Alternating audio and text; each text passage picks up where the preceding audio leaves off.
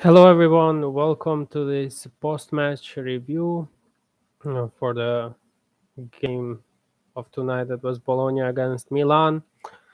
We managed to win. It was an relatively easy first half, I would say, but there is a lot to uncover.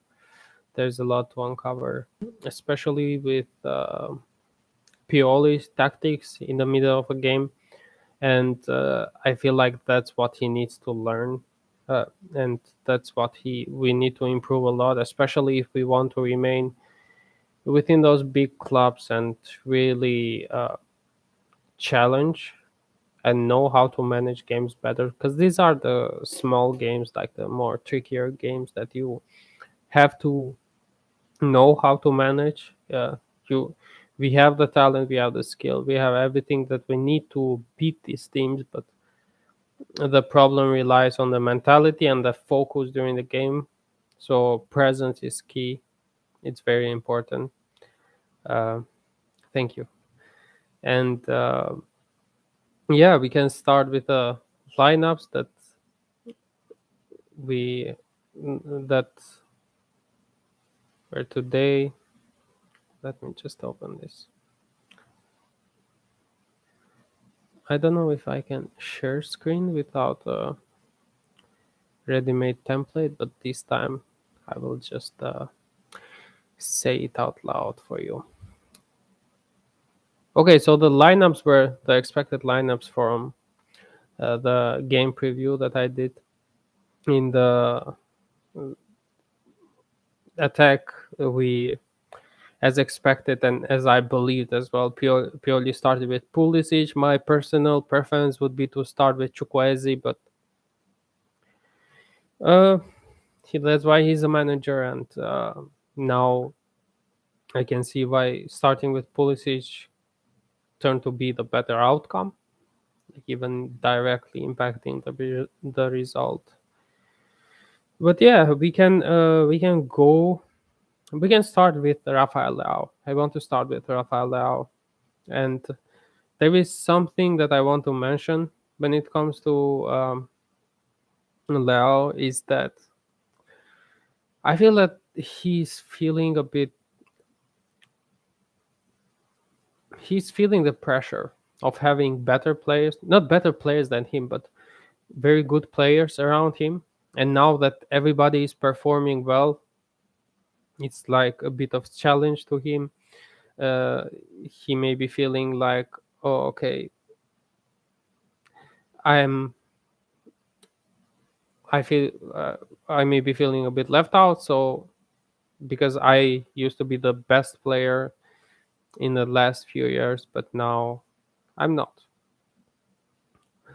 I'm still the best player, but in his mind, I don't think he believes that. Just giving my opinion from this game in isolation. So he has the skills. We know that he has the skills. He has everything, but he needs to keep it more simple. The thing is that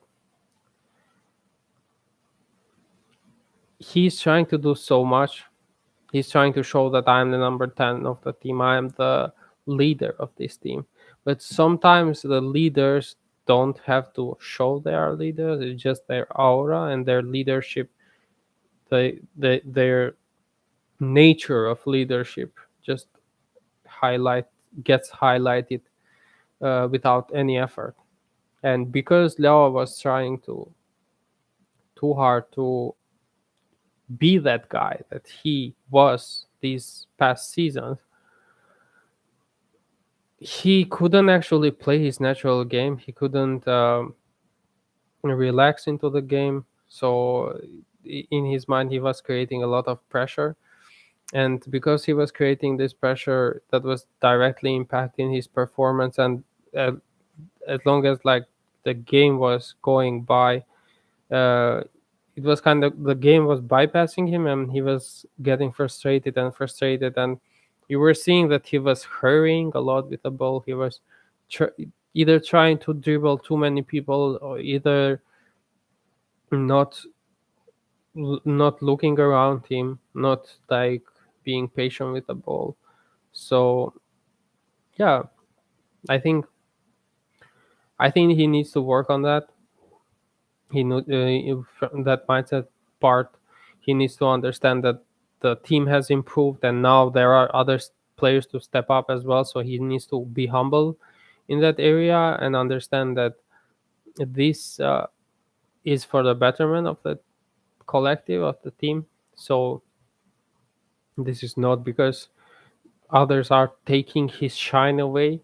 He is still that guy. We know he is that guy, and this is why I was also seeing after the game a lot of uh, people were cussing a lot.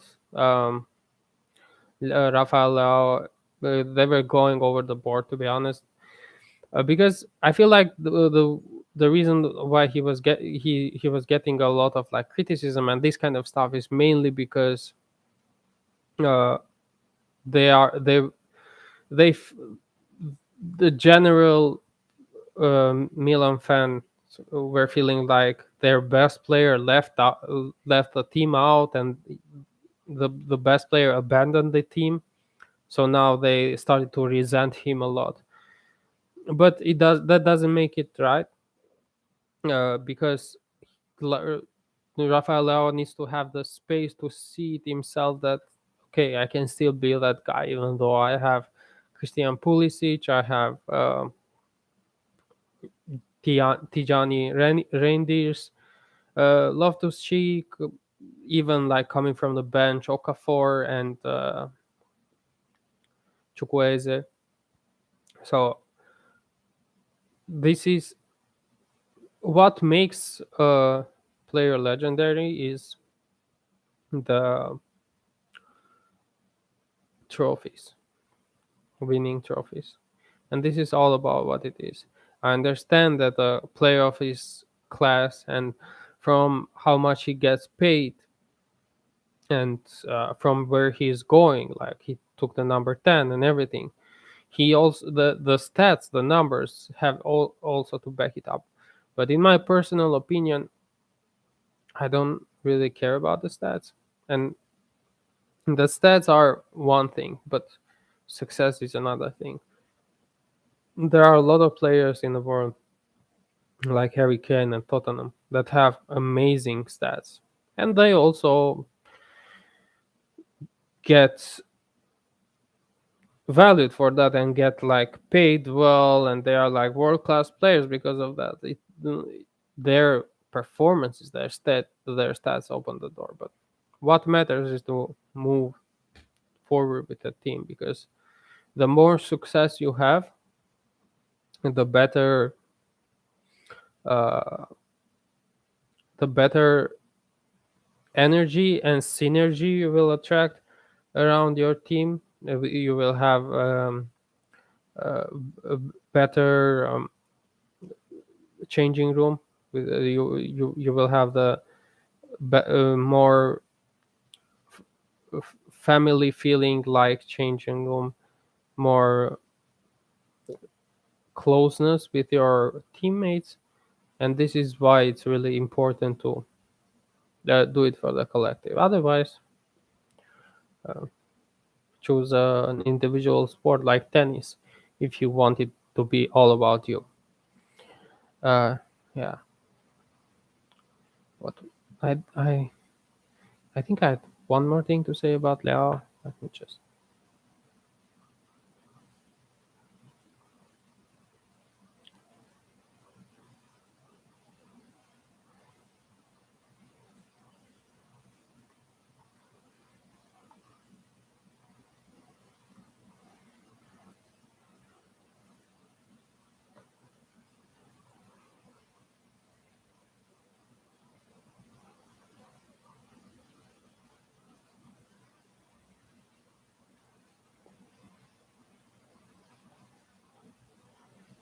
No, I think I'm done. I just want to touch a bit on the highlights of the game when it comes to his side.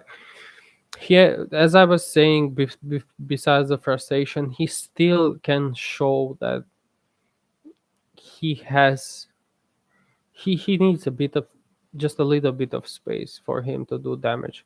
And what is the thing here? The most important thing is that he needs to remain calm and play with a smile on his face, like we used to see him.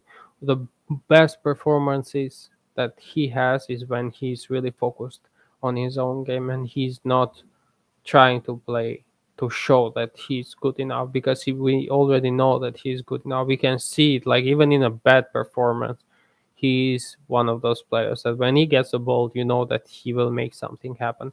And today he did. He almost scored the goal, even though I still have second doubts there.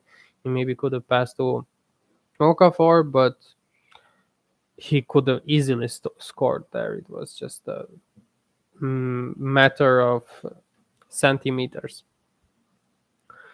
Okay, and that's it with Rafael Oliver Giroud. Okay. Nobody, not nobody, but er, not a lot of people believed in a 37 years old, I think, old man, that he would still continue to score goals. I was like kind of open. I didn't know. I didn't expect.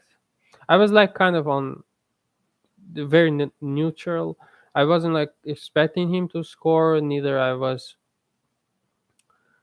expecting him to flop completely this season or go down the drain. But the thing is, he is still that Olivier Giroud of last season. Technically, he's a very good player, and technical players that are technically good,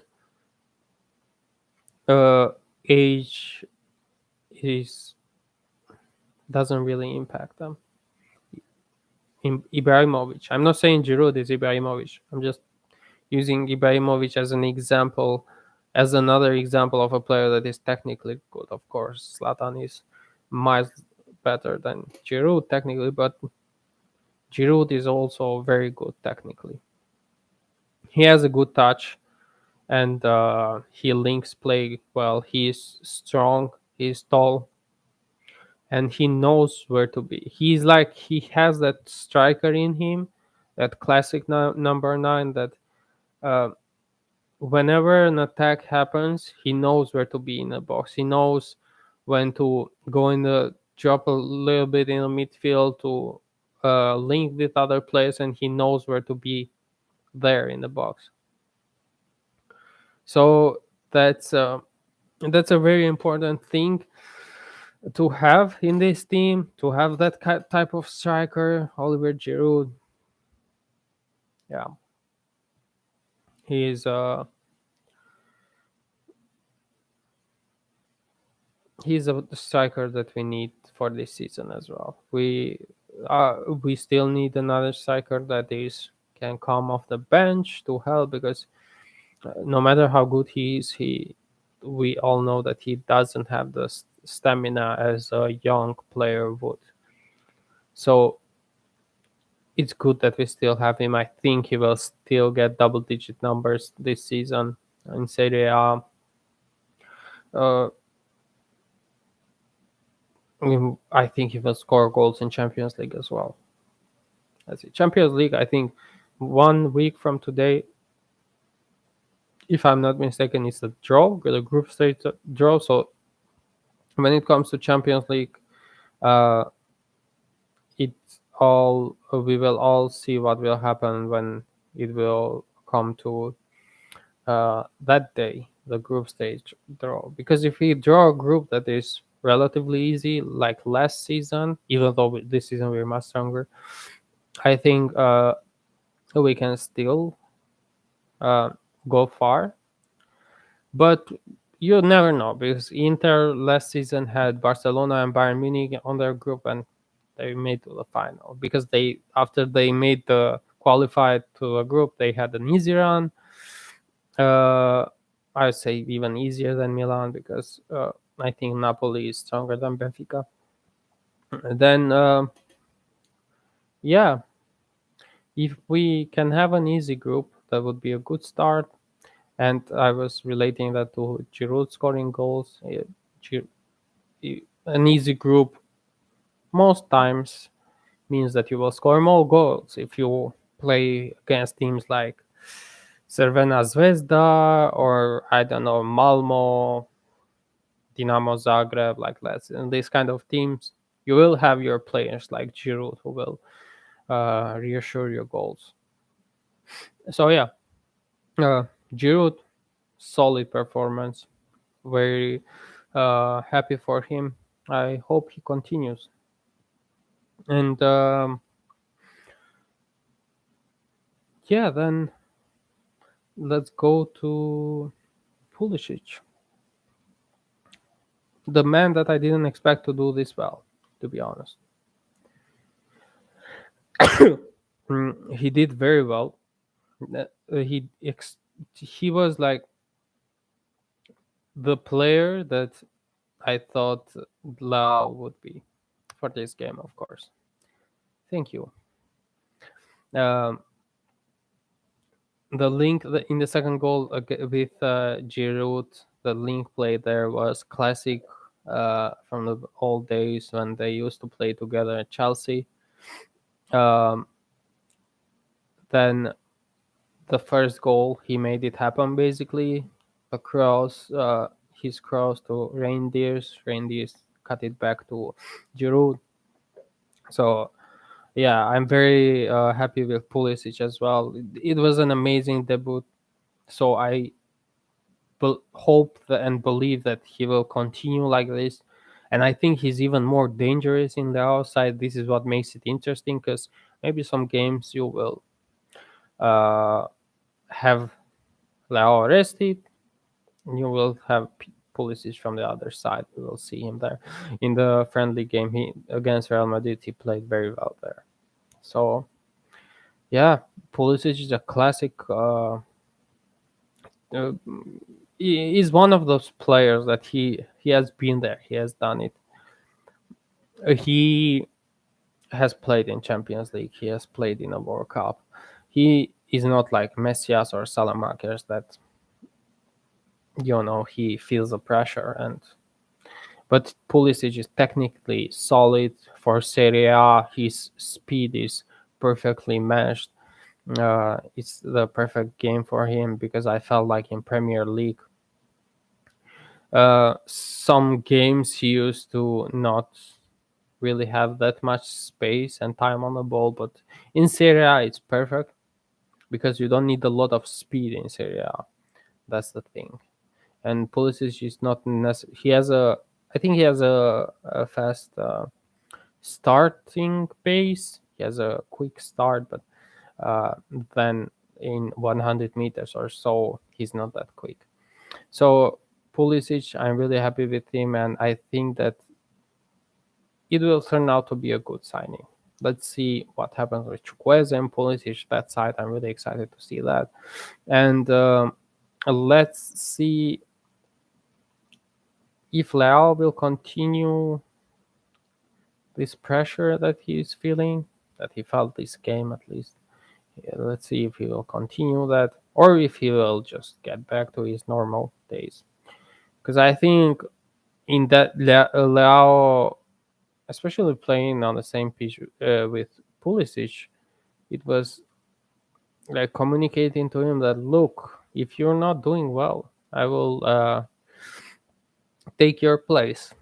So I like when players have pressure because it means that you are pressured to give your maximum basically. So that's always good and for the team and for the coach because the coach then doesn't have to motivate uh, players so much and he doesn't have that much responsibility because there are other good players that motivate other players to play good because if they don't play good they will take their place. Yeah, this was the front three, and now going to the midfield three. Yeah, let's start with. Okay, let's start with the man that shined today. I think he is my player of the match. I will rate, by the way, the players at the end of the game. I'm just going to the analysis first, and then I will do the rating. Uh, Tiani Raiders is the player that we needed in this midfield. He's that regista that our midfield needs. He's basically that perfect replacement for Tonali, to be honest. I don't know. He's just extremely comfortable with the ball. He just give brings you that reassurance in your midfield, that classic reassurance that you need. So yeah, I believe that he will improve even more playing. And I read the stat that he, I think, played all the games. Like he was averaging, I think, 89 minutes per game last season in Holland. So it shows that he has a really good stamina. He doesn't get injured. His body is strong, and this is really important to have solid midfielders that don't get injured. Talking about injuries, we have Loftus-Cheek. But yeah, about Randy's, it will be a great signing. It will turn out to be a great signing in the end of the season. I highly believe this, and I'm confident of saying this. From what I saw today in the preseason, it was a bit different because not the opponent is not giving the maximum to stop your players from playing. But now that it's competitive, I'm really pleased with Gianni Reindeers. Yeah, he's also not one of those selfish players. He's like the first logical opening and pass that he can make. He makes it. He doesn't stay on the ball for like half a second more. Like he is very refined and efficient with his play. So I really like that. Going to the other side, Loftus-Cheek. Okay, Ruben Loftus-Cheek. Now,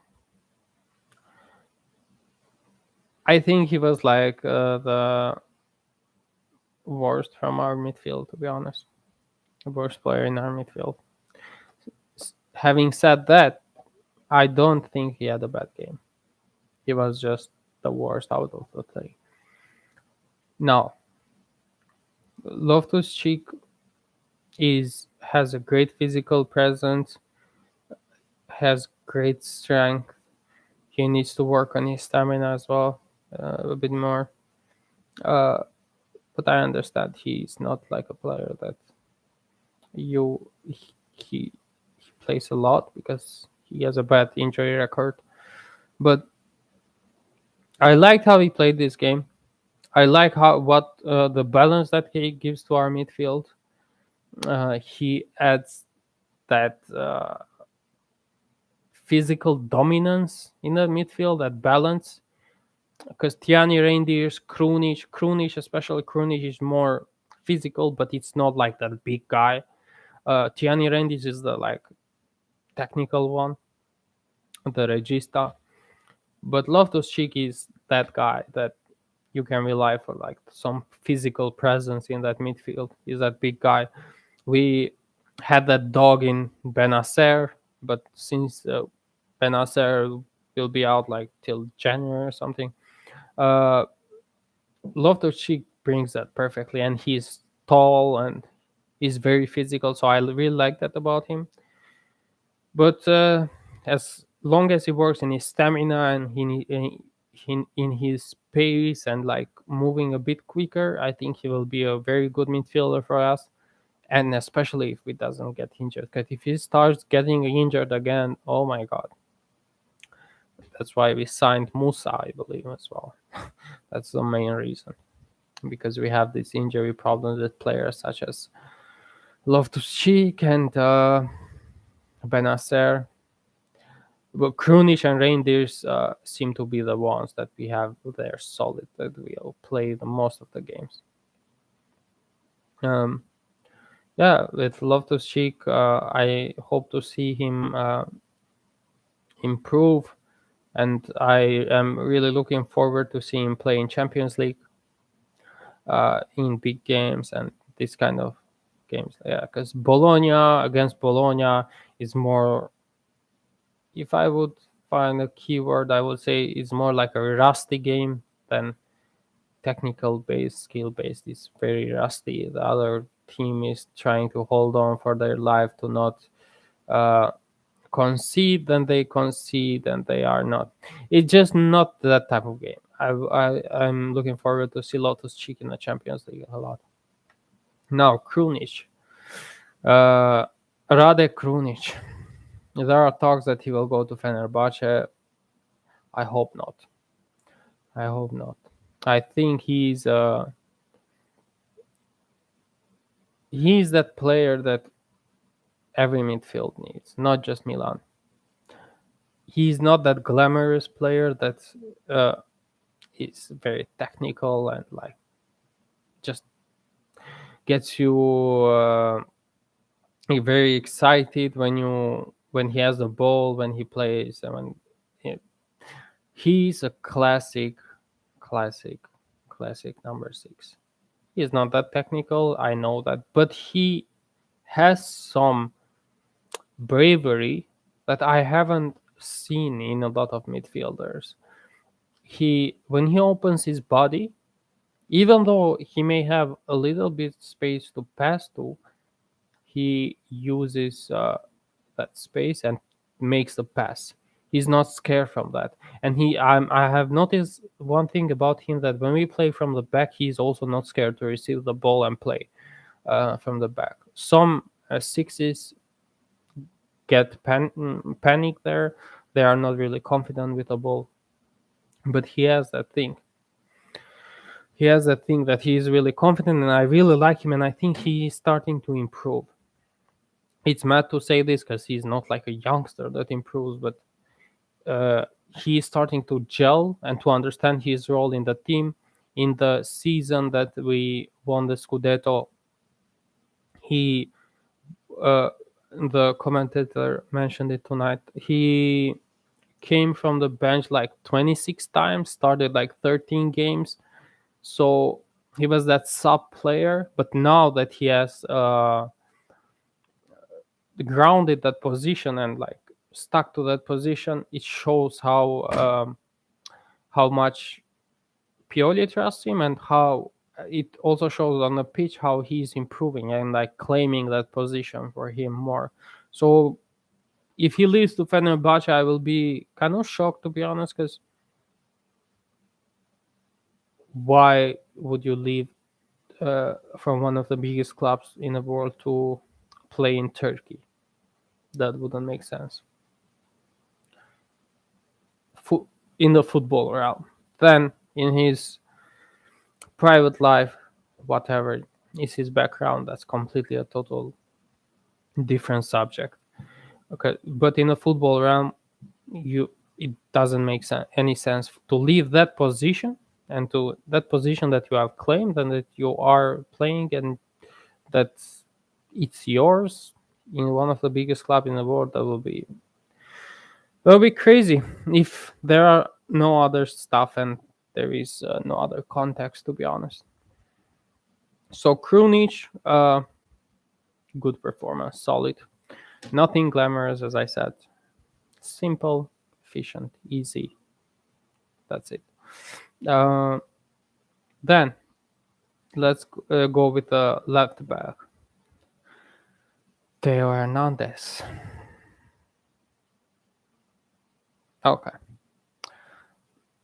Along with Loftus-Cheek, I think they were the players that didn't stand out besides the others. Theo.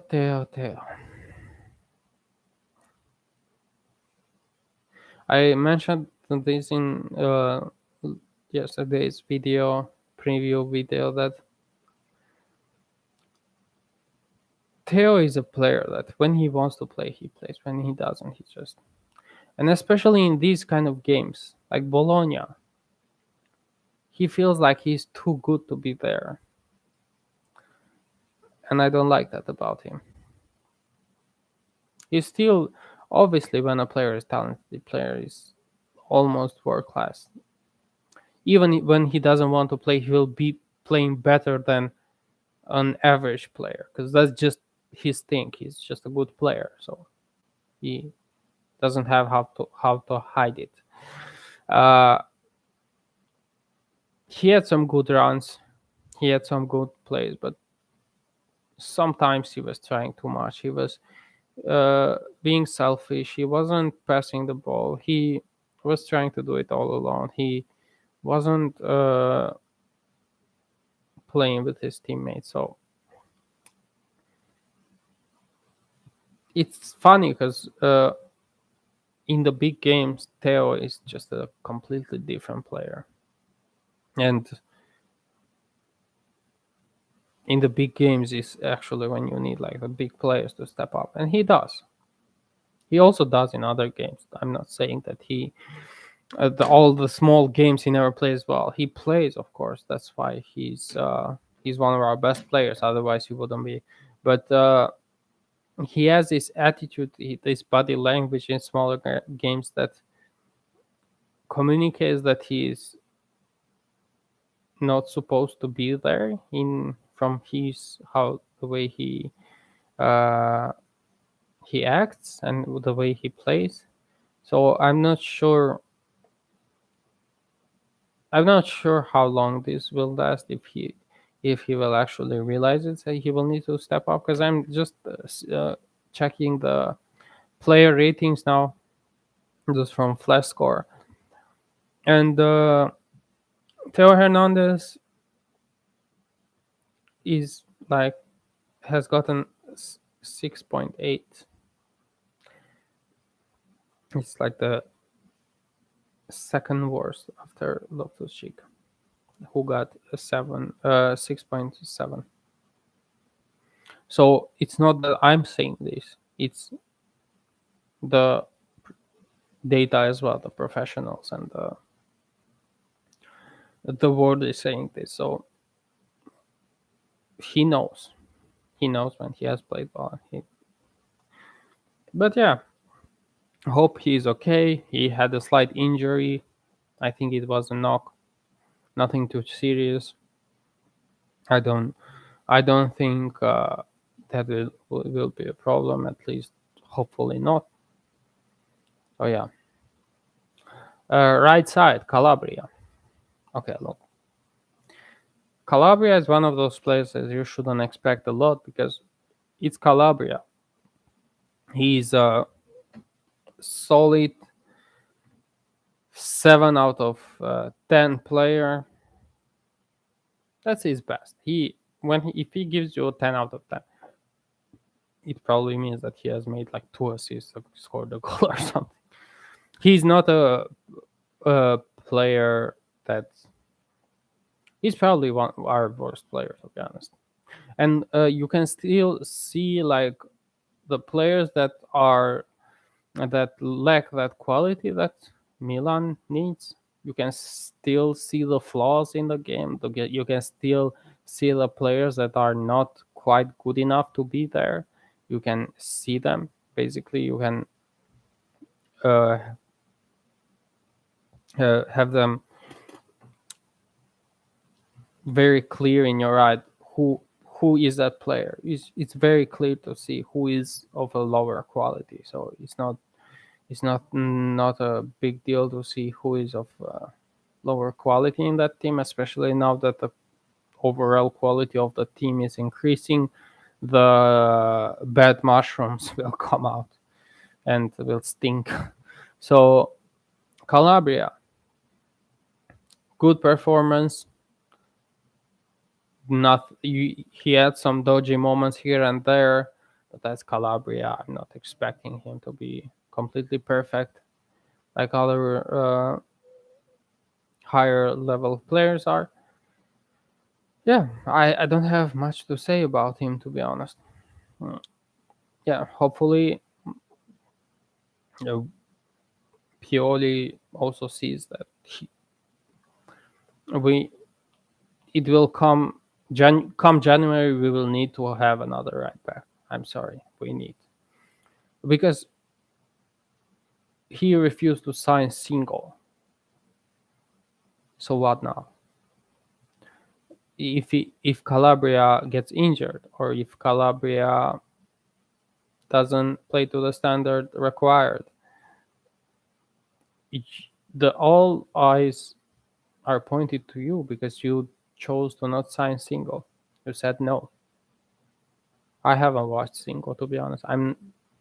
I've seen like here and there a couple of games and snippets, but I'm not. It's not like I know him that well to comment on him, so I won't comment on players that I don't know. But yeah, hopefully we will have another right back just to compete with Calabria. Not necessarily. I'm not asking for a world class right back, even though that would be great. But yeah, Calabria.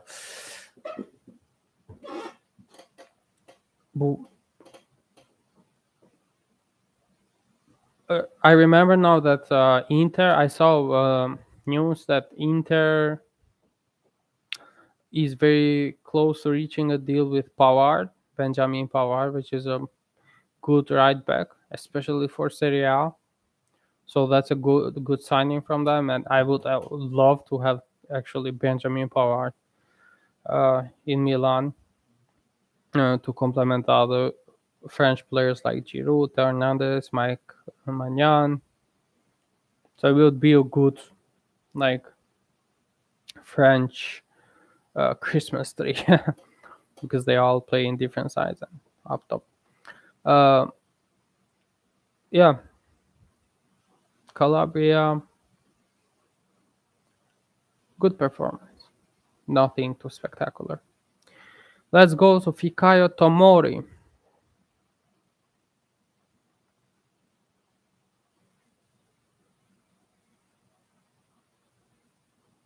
He still does what I mentioned yesterday. He still hurries. He still take risks when there is no need. He still has a bit of immaturity in his mind on how he plays the game, which is fine. Today, we almost conceded. I think it may be a penalty there when Rafael Leao made the foul very close to the box. It seemed like a penalty to me, to be honest. I haven't watched a replay after the game. I just saw the replay in the game. It seemed very close to the box, in the box. So that came from Tomori's ball loss.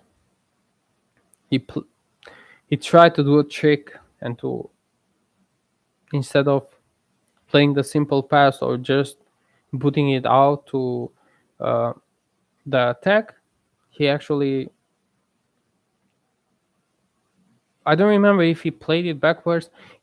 The ball bounced back from the Bologna's defender, and we almost conceded there. So uh, I still think that Tomori has to improve the way he plays the game, and he has to be a bit more mature, especially if we want to form this dynamic um, defense where it's solid and we know that we will keep a clean sheet at the end of the game. We need to have that reassurance. Malik Diab and Manyan provide that, but there is still some um, immaturity in our defense, and I would like to see that improve.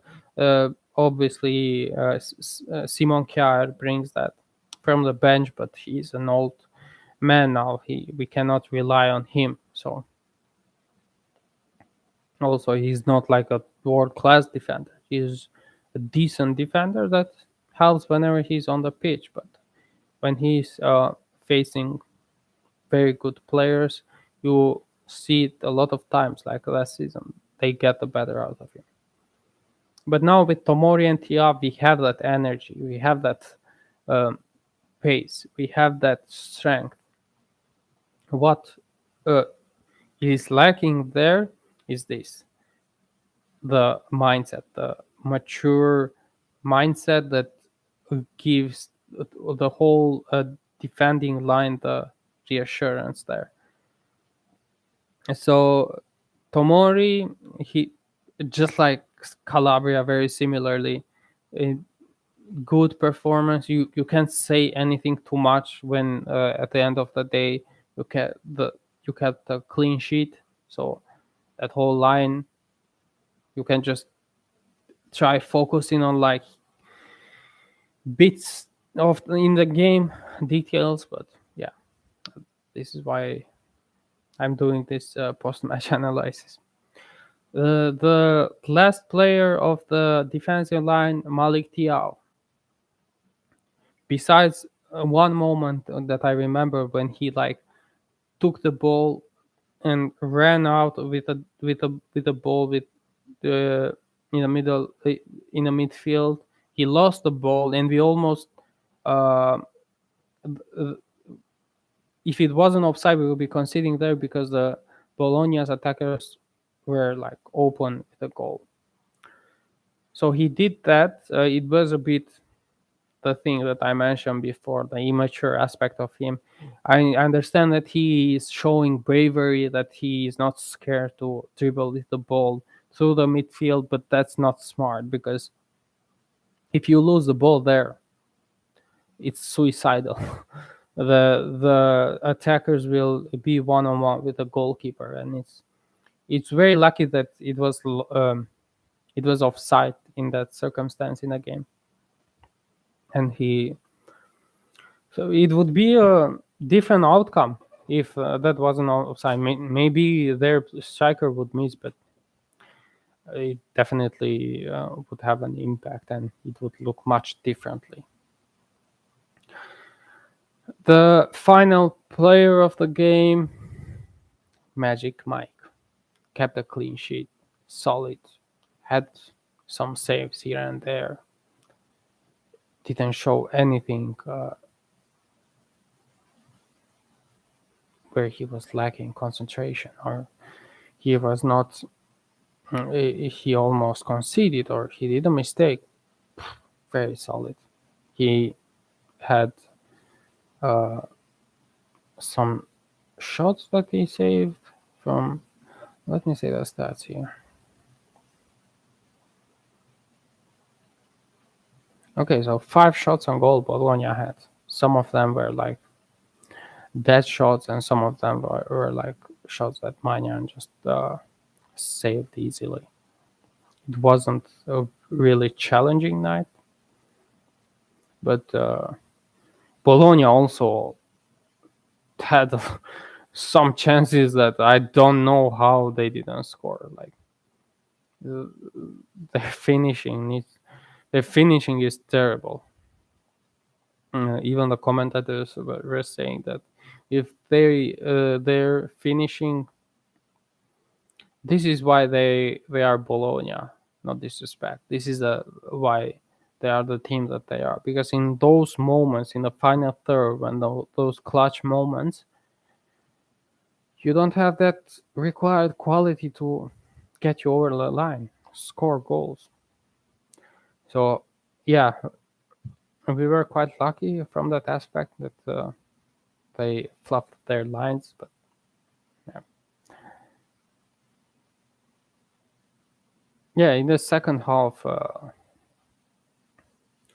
Anyway, I'm going to go to that a bit just in a few minutes. I just want to, yeah, about I want to conclude the Maignan thing, but solid performance. Uh, Nothing more to say about that.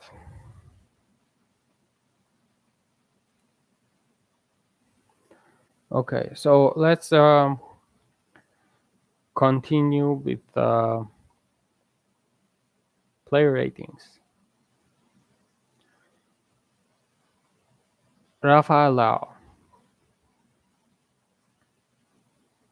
flat score has given a 7.3. I'm not going to give like 7 points number. I'm just going to give a straight solid number. So for Rafael Leao, I would say, based on his standard and based on what we expect from him, 6. 6 out of 10. That may sound harsh, but the standard that he has set, I'm following those standards. I'm not following the standards that I see, because I know that when he gets the ball, he always makes something happen. But that's him. Now you have to rate him based on those standards that he has set for himself. So for today's performance, 6 is the ideal number that I feel giving him. Oliver Giroud, 8. 8 out of 10. Fast score has given 7.9. Same for me. 8 out of 10. Solid performance. Scored a goal. Made an assist. What else do you want from him? You cannot take the ball and dribble people. He had a chance to do that. He lost the ball. It's understandable. He's not that type of player. 8. 8 for Giroud. Christian Pulisic. Flash score has given 7.7. I will go with 8. 8 for Pulisic as well. The first goal, even though technically he didn't get the assist, he made a fantastic ball to Reindeers to create the goal. So, in a football term, I see that as an assist, just like the impact that that pass had. And he scored an amazing goal. The goal that he scored, oh my god. He used that tiny space that he had to get the ball out of his feet fast to shoot it, just, and it was like a perfect shot. You The space that you had, uh, the pace that you had at that moment, that you how you were running and where the ball was, and like the pressure from the defenders, that was a perfect goal. Beautiful looking goal, but also he did it so quick in such a tight space that it was usually when those kind of goals are scored, you are just like, what can I do if you are a defender? Yeah. 8 for Pulisic. He didn't have like a lot of involvement, like, uh, but he played better than Rafael Leao. He played much better for the because he got substitute in the 74 minutes. So yeah.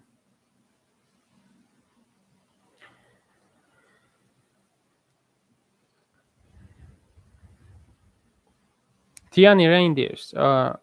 Flash score has given an 8, a 7.9. I'm going to give Tiani Reindeers a 9. I know technically Giroud got an assist, Giroud got a goal, and I gave him an 8. But Tiani Reindeers, okay, he got an assist, but just the way he played and just the openings that he created, because you have to take the whole game in uh, the whole game holistically. You have to consider it when you are making this ratings. It's not about the moments. Oh, he made that shot. Oh, he played that pass. Okay, I know those are key moments, but also key moments are during the day, your movement, your ability to actually make some passes that open the entire play. Then of course it depends on your attackers. If your attackers are shit, they won't be able that won't be able to be shown in your game, which wasn't the case today for Reindeers. But just overall, just such a classic player that I don't know. He's just beautiful to watch on the eye, effective everything that I mentioned before. So ninth out of 10 for Tiani Reindeers. Rade Krunic.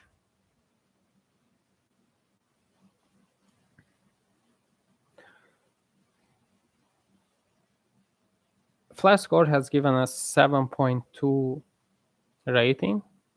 I'm going to give it. I don't know, man. 7.2. It's because it goes back to what I mentioned before that he's not that glamorous player. So what Krunic does is not like, oh my god, you can clearly see that he's pulling a 10 out of 10 performance. But what he does is so effective and so needed and crucial to a team that you can't escape without giving him a good score, a good rating. So Flash score has given us 7.2. I'm going to give it an 8. I'm going to give it an 8. If I would do the ratings based on like Flash score with points, I would probably give it a 7.5 because when you take it into consideration that Giroud, I rated Giroud at 8 and he's assisted and scored. Of course, that makes it different, but also he's a striker. That's what he's there for. And Krunic is a central midfielder, and what he's there for, he did it perfectly, just like Giroud did what he did in his striking position, what he's supposed to do there. So Krunic, 8 or 7.5. Ruben Loftus-Cheek, 7. Yeah, solid 7. I wouldn't go lower or higher. Yeah, since he still hasn't put any standards or something like that, just like Rafael Leao has done. I cannot rate him just like Rafael Leao because when you take it into consideration, he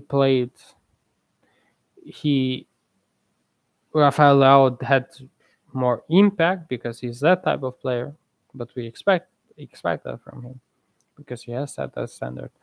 But Ruben Loftus-Cheek, 7, won't be too harsh on him. First game, nice debut, nothing too special.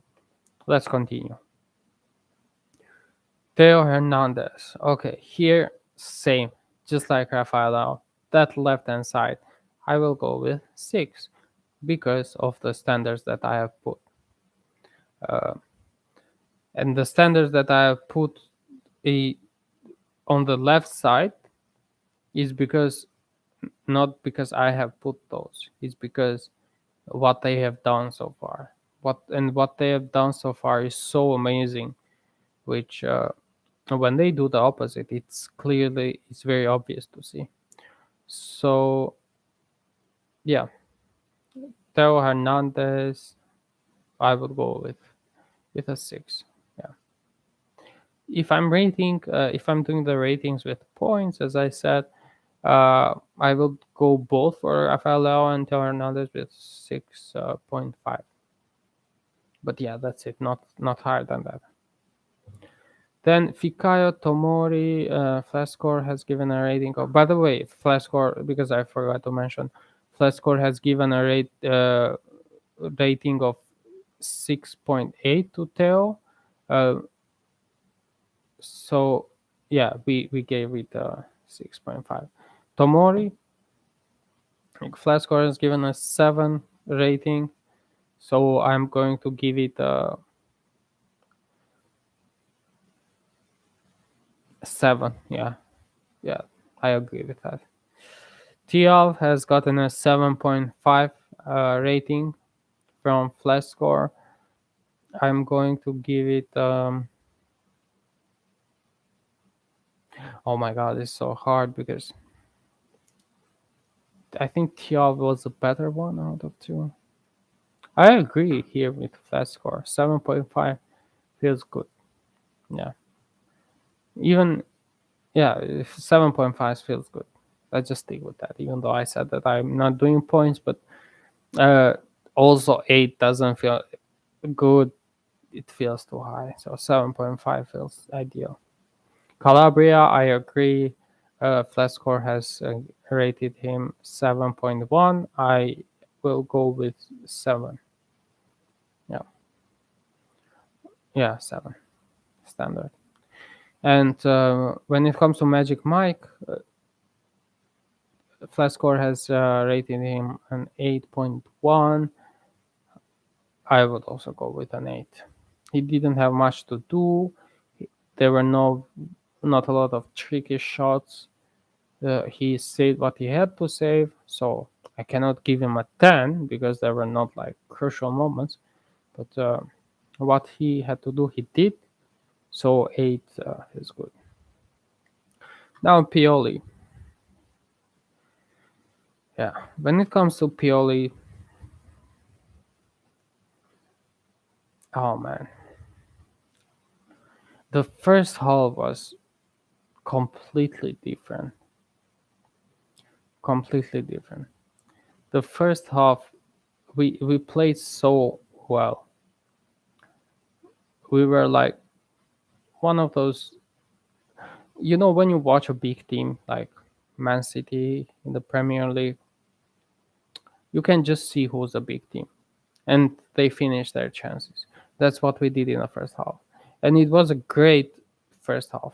It we were flawless. Bologna had this first chance right in the beginning of the game, but they they were suffocated. They couldn't get out of their own half. So it was a really good half, and I really didn't think anything about being that bad, having the possibility of being that bad in a second half. So second half, Bologna controlled the game. They controlled the ball.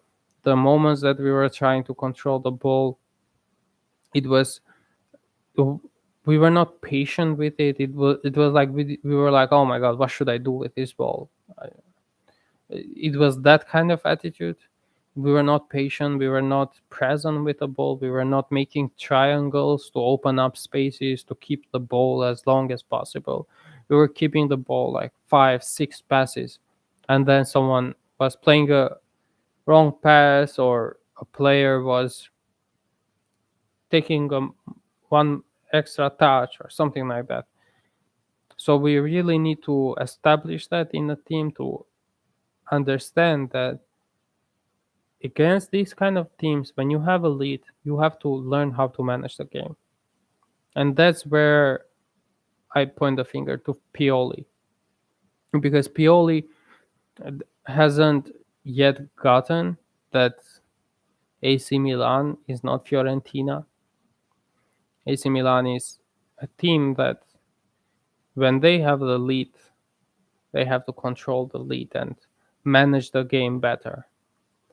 Not let the smaller opponents like Bologna to control the game and possibly have chances to even equalize.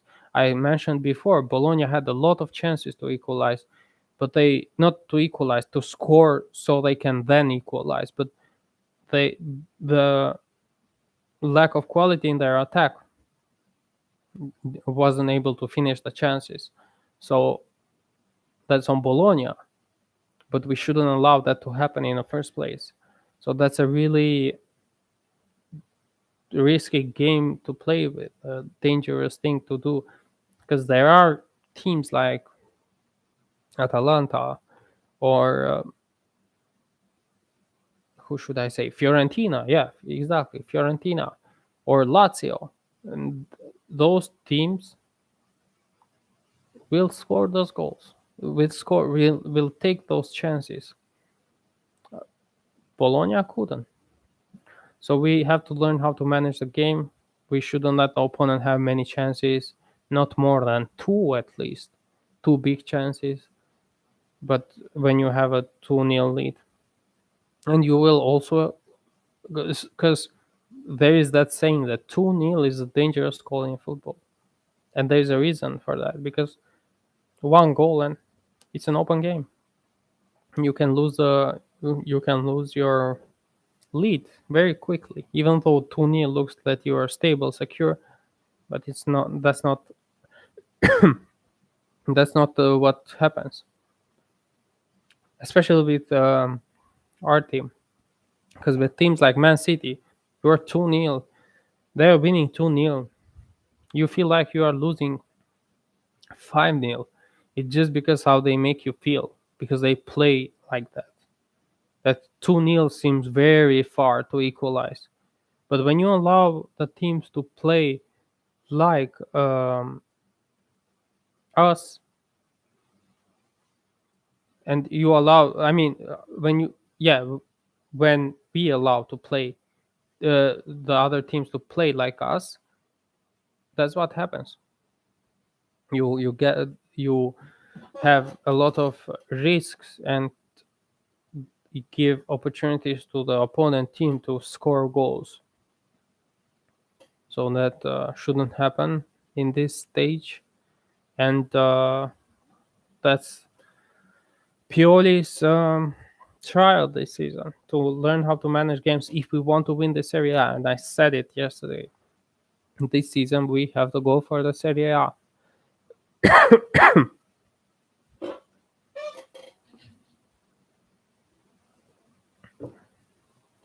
So yeah, that's where I'm also being really cautious and present with Pioli, because we have to learn how to manage games. If we learn how to do that, we have the quality, we have the improvements. I'm very optimistic in general about this season. What matters now on is to keep that synergy between the team, to keep that spark with the new players, like wanting to show something. The players like Pulisic, Loftus-Cheek, failed careers almost. They want to rejuvenate here in AC Milan. So we have to keep that spark going and build upon that. When I say build upon that, it means, yeah, understand how to manage games, and this comes down back to Pioli, the manager, the person who makes it all tick.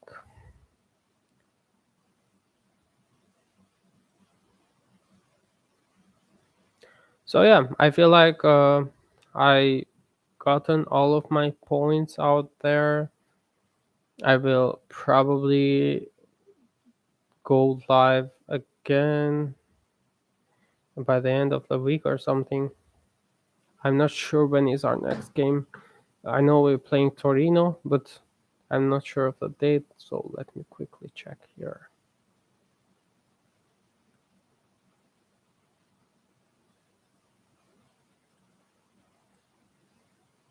Fixtures.